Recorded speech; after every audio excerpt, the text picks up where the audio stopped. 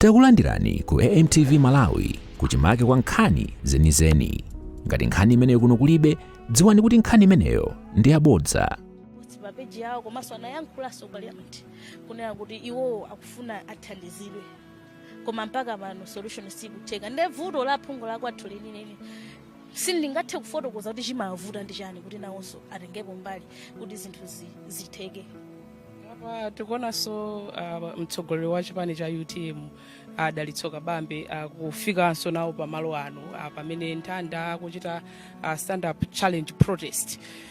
Tikhale tikucheza nawonso nawo kuti tiwamve kuti abwereranji pano kuti akudzatani pano chifukwa momwe tinamvera kumayambiriro zinali zoti protest imeneyi akuyimapo yekha pamenepa achite zimenezo yekha. Nde timve kuti mwina Kabambe komanso mkulu ona za chinyamata mchipani cha UTM Penjani Kaluwa nawonso afika pompano. Mwina tingomva kwa iwowa. Dr. Kabambe, ife timaona ngati protest imeneyi akuchita yekha, mukudzatani pano? Ine ndikupita ku Mwanza, mwina munamva kuti ndi rally ku Mwanza lero tukamema anthu kuti akapange register mavota chaka chamawa. Ndiye I think ndikudutsa apopo nangasife masiku ano timakhala kwambiri pa Facebook maujina osiyana ndiye ndimaona kuti Nthanda ali pano. Ndiye on my way ndimene ndayima kuti ndione kuti kodi Nthanda akuti chani. Mukamuona Nthandayi, really she's still young. Komano the agenda that she has brought, the agenda ikulu kwambiri. Mukugwiza nawo ndithu mathontho zimene akunena kuti mukayang'ana chaka ndi chaka madzi amakupangitsa mavuto ambiri ku Lowashire, ku Chikwawa ndi ku Nsanje. Mupeza kuti kumene kuchati makhani mafloods ambirimbiri chaka ndi chaka. Komano mafloods aja amasiyanso pambali pa anthu ambiri amatha kutaya miyoyo yawo, komanso amasiya mavuto ambiri kumene kucha. Mupeza kuti misewu yambiri inakukoka, mabridge andi anakukoka, misewu yambiri inaonongeka kumene kucha. Mayendedwe ndovuta komanso kumene akutendera kuti chitukuko kumene kuchako pakhanga dera losalidwa kwambiri zikuwathula Malawi. Nde ine ndi mmodzi amene ndimakhudzidwa ndi zinthu ngati zimene. Most I was much more interested kuna kuti at her age ndikumakhala ndi mtima umene kuti ndinenereza anthu akudera kwathu mwamtundu otere adzayime pano kupanga amene akupangira malamulo amatilola a dziko lino. We have a democratic right tikhoza kupanga amene akupangiramo, koma titakuchitenga iyeyo at her age ndikupanga zimenezi. Tikufunika amalawi ambiri tipitane naye manja, amalawi ambiri tifunse kwa adindo kuti kodi maganizo akulowashire ndotani, misewu imene mudzayikonza liti. Ngakhale njanje ndalama zambirimbiri tamva kuti zaperekedwa ku njanje almost $120 million, koma njanje mukaona ntchito yake sikuoneka kwenikweni. Mukaona zinthu zosiyanasiyana kumene kuchako mupeza kuti zambiri nzotsalira nzambuyo zobwerera mbuyo. Koma ndalama zambiri ndithu mungakunenera Nthanda zimayikidwa mbudget zokonzera misewuyo, mabridgeyo, chani zonse zimayikidwa. Kwampeza kuti kumene kuchako chitukuko nchotsalira ndithu. Ndiye ndi malo amene timaena tonse tidere nkhawa tafunse adindo. We must hold them accountable kuti kodi zimene zimene akuchitika kuti mukuchita nanga ndi chani chikulakwika chikuchedwetsa kuti zimene zisachitike. Ndiye tapange push kuti ife andale nthawi zambiri timalakaka kaitiweka imboma ndi tidzakonza. Pamene Nthandayi akuti sakufuna zoti anthu ayina lowe mboma, akuti tifuna mukonze panopo. Ndiye ife tikulumikiza nawo ena onse amayi onse pamodzi ndi Nthanda kufunsa boma kuti izizi zimene azikonzedwe. Isadikire soke chama kuti anthu lowe mboma koma azikonzedwe pompano. Azikonze chifukwa tikumva tubwera mvula yambiri chaka chino. Ndi ngati mabridge ajakulibe, misewu ili yofuta choncho, ndiye kubwaso mvula ikulu ndezitani zimafunika zikonzedwe kuti tikhale ndi zinthu zoyenerera kunsi kwa mtsinje wa Shire River. Ndiye nchifukwa chake ineyo naona kuti ngakhale ndachedwa ulendo wanga koma ndiyambe ndayima ndiyime naye in solidarity zimene Nthanda akunena zofunsa adindo akuno ku Roads Authority akakonze misewu malinga ndi mmene analonjezera misewu. Mabridge aja zonse azikonze, mavuto amvula yayikulu imene tidwa isanabwere akhale akonza zimenezo. Inu ngati munthu mmodzi amenenso mumatsatira zachuma tatifotokozerani kuti zimakhala bwanji? Taonako ndithu misewu ina ikuoneka mwina mabajeti 3 4 koma msewu sunayambebi, koma msewu wayikidwa mbudget, ndalama zikuperekedwa mbudget imu. Chimakhala kuti chani, chimachitika nchiyani kwenikweni kuti zinthu zachoncho zizite? mu nthawi ya malemu Dr. Bingwa Muthalika mzima wonse mutendere ine nali budget director ndi budget muja pamakhamba lina timati orati kapena recurrent yoyendetsa za tsiku ndi tsiku ndalama zogwiritsa ntchito za boma ndiye kumakhalanso mbali ina timati ya development budget yoyendetsera zitukuko zosiyanasiyana zoona zake nzoona kuti ndalama zimayikidwa mmene muja zipangiredi zitukuko zimene zija koma nthawi zambiri adindo zimene napeza ine adindo akayikidwa ndalama zija kupatsa ndalama zija kuti apezekani macontractors oti agwire ntchito ija macontractors oti ayambe ntchito ija kuti ntchito ija zipanga moda iyende muno bwino adindo wa udindo wa uma akanika ine ndili budget maisera kulimbana nawo tinapanga mapanga meeting awo monthly ku budget division kuja kumakumana ndi adindo kaku tourism kaku misewu kayakuti mwezi ni mwezi kuyesera kuapanga push ndalama zina amapereka khali madonors munamvapo eni madonors apereka ndalama zambiri mbiri mupeza kuti madonors naso they are frustrated kuti chitukuko sichikuyenda chifukwa adindo mambo atumikira anthu amalawi bwino mupeza adindo waja sakwatumikira amalawi bwino zinthu zoti ndalama zilipo akanatha kupanga mupeza pakana chaka chikwana mid budget mpaka na chaka chikutha ndalama zilipo kandi za boma kandi za anthu otithandiza ndalama zilipo kumosa usachitika ntchito ndi adindo nthawi zambiri imakhala vuto lawo ndi chifukwa chake ndikupati Nthanda iwabwera kuno kudzafunsa adindo a roads authority kuti ndamene makonza zamisewu mayang'anira zamisewu tatiuzani izi ndalama zake zinaperekedwa mwadya kapena ndalama zonse munadye nanga ntchito pa ground sikuoneka chachitika ndi chani ndi ndikupati apereke mayankho kuzimene zafunsidwa mamauno mwati mukupita kulowashi ndoti vyembekezo nchoti mukadutsanso misewu yomwe ikunenedwayo mukupita ndi uthenga otani kumeneko uthenga patikupita nawo kulowashire ndiona kuti kakhala mavuto akumene kuja mukakuona kulowashire kuja apambali pa mavuto amisewu amene Nthanda wabweretsa kumene kuja kumakhala njala yangonagona kuli njala yayikulu project ijayo ya Shire Valley Transformation Project ija nayonso ndi project imene ndalama World Bank ndi ena onsewo anayiperekera kale ndalama zake imene chamene okhala pano itata nayonso ikungochedwa timayenera timalize ntchito imene ija kuna kuti tizilima imene jakhale ngati bread basket yathu kumene kuja anthu azilima zambiri kandi ndithonje kandi nzimbe ija kuchulutsa nzimbe ija kandi kusamala ziweto zija tikhani nyama zambiri kandi kulima kandi chimanga ndizazo kumene kujako kuli nthaka yabwino inaso yosatira fetereza titalitamaliza project ya Shire Valley Transformation Project iji tikhoza kumatulutsa zakudya zambiri zochuluka zogwiritsa ntchito mdziko muno komanso zotumiza kunja dera limene lija ndi dera limodzi malaimu limene titakuyang'anira bwinobwino takonza zitukuko kumene kucha kukhoza kutukuka osati masewu ya chifukwa thonje lija ndiye kuti talimbikitsa ulimi wa thonje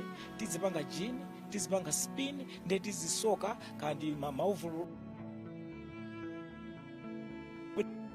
mainfomu a polisi mainfomu a asilikali mainfomu a manesi tikhoza kupanga the whole industry ya cotton and textile and apparel kumene kuchako ntchito anyamata wonse kumene kuchako zomapeza ntchito musavuto kumene kuchako kulowashire kucha kumene kuchako titakukonza bwinobwino nkhani ya ng'ombe tikhoza kupanga develop beef industry osati ya masewera titakhala ndi ma deep tanks abwino ng'ombe zetu kuzisamalira tili ndi advisory system yabwino yoti anthu akuyang'anira ng'ombe zija bwino zikupatsira zakudya bwino komanso ng'ombe zija zili mabatwa zabwino tikumapanga nyama yambiri nyama imene kuzimadyetsa dziko lonse lino komanso imene kumatumiza kunja beef industry and its products tikhoza kuipanga develop kumene kujako komanso kumene kuja kuli nkhani ya doko ichi imene tingatha kuipanga develop imene malemu abingu ankakonda kunena za doko timene tingatha kuipanga develop kumene kuja tiliso ndi nkhani ya ulimi wa nzimbe uchi under smallholder sugar company icha komanso airovo malo aja akhoza kupanga expand kumapanga produce sugar wambiri okwiza ntchito mdziko muno komanso pititsa kunja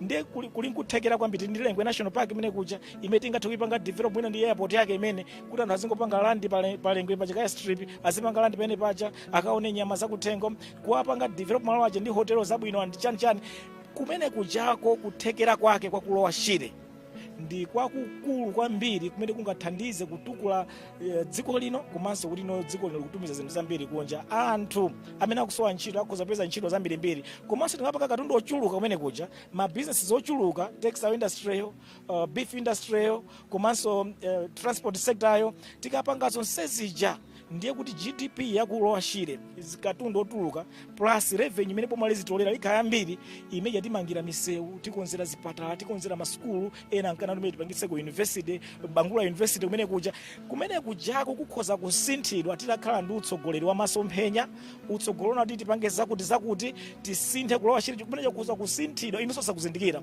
mu zaka zochepa chifukwa Mulungu anatipatsa kale kuthekera zonse tili nazo kumene kujako. Kungofunika utsogoleri kuti kugwiritsa ntchito bwino zimene zili kumene kujako kuti ife tili tukule dera limene lija ndikukhala ngati Miami yathu ya muno Malawi kapena kukhala ngati Manchester yathu ya kuno ku Malawi, dera lokongola kwambiri, dera labwino nzotheka, koma zikufunika kuti utsogoleri ndi adindo amene angathe kugwiritsa ntchito bwino upangiri umene ungaperekedwe komanso ndalama zimene zingaperekedwe kuti litukule dera lonse lija. Dr. Kabambe, just one question in English. Why are you here? Well, I'm on my way to Mwanza. We have a rally where I want to mobilize the people in Mwanza to go and register. As you remember, that Mwanza is one of the districts in the third phase of registration for next year's general election. So registration is currently underway in Mwanza, and I was passing by. But as I was doing that, it's when I saw on my Facebook that Nthanda is here. And that got me curious to know why Nthanda is here. And when I listened to the story, she's here because of the plight of the people in the Lower Shire, in particular Nsanje and Chikwawa. She has come here to deliver a petition about the road infrastructure network in the Lower Shire. A lot of that road infrastructure network was already provided for in the budget, but also announcements were made to try and deal with most of the roads as well as bridges in the Lower Shire. But to date, nothing has happened, and yet we hear from Met that there'll be heavy rains this year. Now, coupled with that, it means most of the remaining bridges and most of the remaining parts of the roads, all of it may be washed away. Now, she's here to ask the authorities why. Is it that the money were provided, announcements were made, and yet on the ground, nothing is happening? I think that's being patriotic. And as one also who is patriotic this country, I thought I should join her in the cause, in solidarity, to say that indeed we need to hold our duty bearers accountable. Those authorities needs to be held accountable for what is happening in the Lower Shire. Why is it that the roads that were already provided for, resources, the bridges, they are not taking shape? There's no work that is currently going on. But also, I think the railway, we've heard a lot about the railway, and we understand that a contractor was already paid $128 million, a lot of money. And yet, there isn't movement that one can see on the rail sector. So there are all those challenges in the Lower Shire. That's why she's here. But also on a broader level, when you go to the Lower Shire, it's a region that is well endowed. God gave us a lot of opportunities in the Lower Shire. We have very, very good fertile arable soils there. We have the water through Shire River. And also we have the scenery. We could do a lot in the Lower Shire. We could do irrigation, and that's why that project was muted several years back, the Shire Valley Transformation Project. The aim was to make sure that we hold the water, that there's no annual flooding that normally takes place in the Lower Shire. But at the same time, that water, once properly guided, it can be used for irrigation. We can develop the cotton and textile industry there. We can do a lot of cotton there. We can do a lot of ginning there, a lot of spinning there. We can do a lot of cloth making there. We can be making clothes for nurses, uniforms for nurses, uniforms for the police, uniforms for students in various schools, uniforms for soldiers. And indeed, we can be supplying those locally as well as internationally, supply them with the international supply chains of these products. So we can equally create enormous amount of opportunities and businesses in the Lower Shire by just developing the cotton, textile and apparels industry right in the two districts there. But also we can do beef industry. There are a lot of cows there. We can bring in abattoirs, we can bring in deep tanks, as well as advisory services in the Lower Shire. And if we do that and develop the entire beef and beef products industry, again, that industry can produce a lot of beef and its products, sausages, whatever, milk and so forth. We can do a lot shoes, and so forth, that we can develop leather industry. So we can do a lot in the beef and its products industry in the Lower Shire. And that again can create a lot of businesses and linkages, as well as a lot of job opportunities for the young people in the Lower Shire. Particularly too, there is the Vwaza game reserve there. If we develop a world-class game reserve, that too can be an attraction into the region. So you look at the agriculture industry, if we sort out all the roads, the railway, and also bring in an airstrip towards Vwaza and some of the places in there, what you will find is that that region is going to develop much, much faster. And yet, you look at all that opportunity versus what we are doing, they don't compare. So one would really argue that we have a leadership crisis there. That if we had a very good leadership, they would look at the opportunities, see what can be done, and implement on those ones. If we had the duty bearers that are willing and looking at the opportunities and wanting to change the landscape and outlook of the Lower Shire, that can easily be done. That's why I joined Nthanda in the plan to say, look, we have a serious challenge in this country, that money can be provided for road projects and other projects, and yet duty bearers would not even do that. We have all these opportunities, and yet duty bearers wouldn't come in and address those problems. You would see that Chihuahua and Sanje is one of the most underdeveloped districts in the country compared to other districts in the country. The question is, why should that be the case when we have such huge potential in the region? I'll be going there tomorrow. We now be having mass rallies, whistle-stop tours to mobilize people to go and register. So too would I highlight some of these challenges and the need for Malawians to go out there and register so that they can vote a government which can deliver on some of these concerns that are out there. Thank you so much, Dr. Kabambe, for speaking to us. Mwina tukusiyeni mucheze naye Nthanda.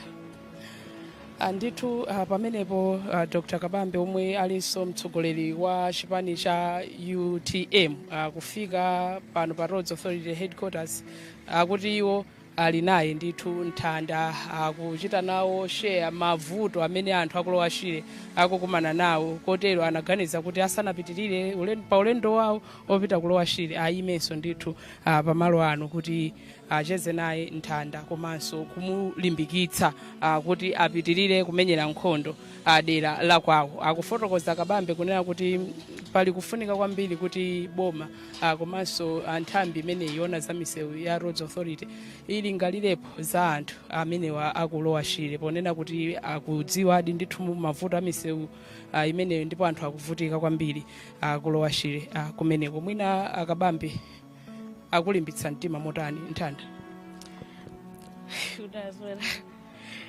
I did not see that coming. Sinambikiziro nori muntu inagodi olemikizika ngatulungitsikula lero. I was running in the mantoni yangu disindikudziwa kuti tsikula lero miyange boza ntaniza njani.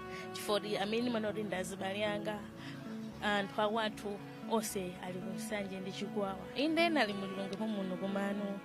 There's no hope yomwe ndinaine unena kuti muntu ina wake